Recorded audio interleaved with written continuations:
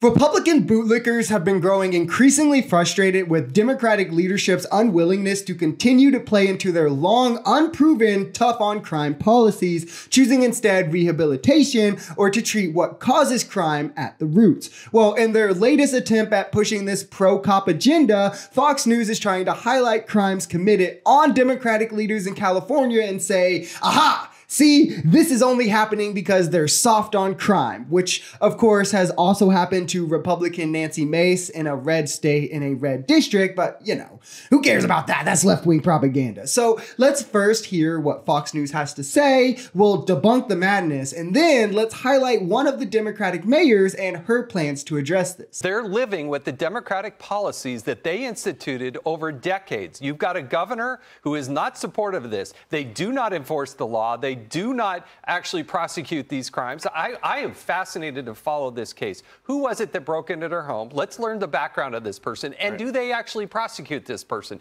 Because you are not going to solve the homelessness problem and the danger that Los Angeles has become until you actually enforce the law, get prosecutors to do that. They said homeless individuals were 514 times more likely to commit crime than the average citizen. Wow. 98% of crimes are from repeat offenders. So to Jason's point, you absolutely have to get back on tough on crime. Getting tough on crime doesn't stop crime because crime is just a symptom of a larger problem, poverty, mental health, which she kind of gets to at the end here and we will address. But to make an analogy, it's like you get a cut on your stomach and you start bleeding on your shirt. You look down and realize, so you go and you change your shirt. Sure, you clean the blood, but you didn't fix what caused the blood. So it's going to bleed again and the problem will come right back. Poverty is the cut.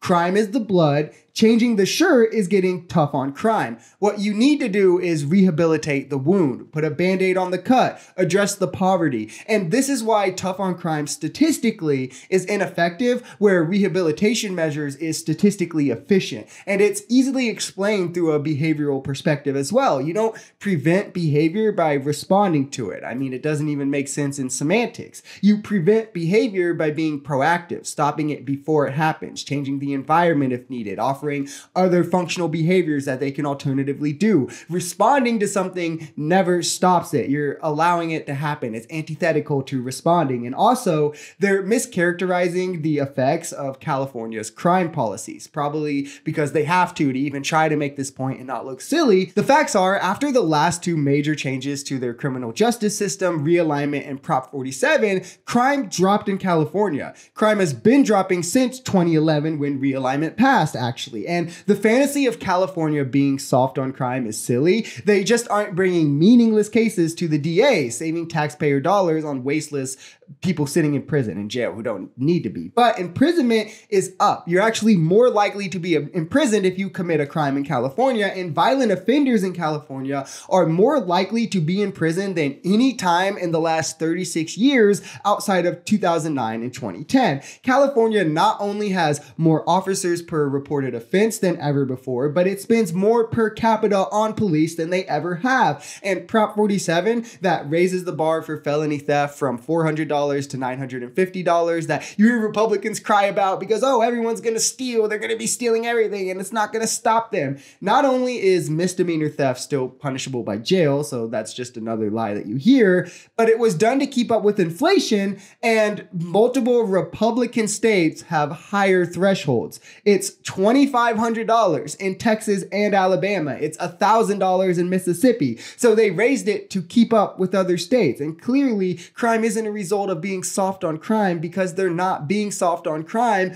nor is crime out of control in the way that they want to pretend. Crime in California is an issue, however, and that issue comes from the massive swaths of income inequality and homelessness, poverty that we see in the state, something that LA Mayor Karen Bass is hoping to address in her term. We're all doing fine. It was definitely very, very disturbing, especially with the family there, but he was captured on site, and so we're doing much better. And the mayor has a lofty goal in her crime-ridden city. Listen. A year ago, you said you hope to eliminate street homelessness by the end of your first term in 2026. I still hope to do that. And it's still achievable? Well, we shall see. Okay. We've done pretty well so far, a lot more to do. Now, what she's saying here would actually address the problems of crime. As one of the panel members said in the first clip we looked at, homeless people are 500 times more likely to commit crimes, and this is out of necessity. They have to steal food to eat. They get hit with trespassing and other crimes just for existing, just for their box that they're living in, being on the street. There is violence among themselves, of course, etc., stealing, theft among themselves. If you address the severe poverty and the struggles that lead to these conditions, you would not only massively save taxpayer dollars year over year, but you would also see a huge drop in crime. And a lot of sociology plays into this as well. There's a belief in sociology called the self-reflecting image, which states that most people act how they believe the world views them. So when you're homeless, you have nothing. The stigma against you is negative, you're dirty, you're a criminal, you're all these things that the media wants to portray you as. It's going to be that much harder of a mental battle for you to crawl out, let alone an economic battle. These people have a harder time getting jobs due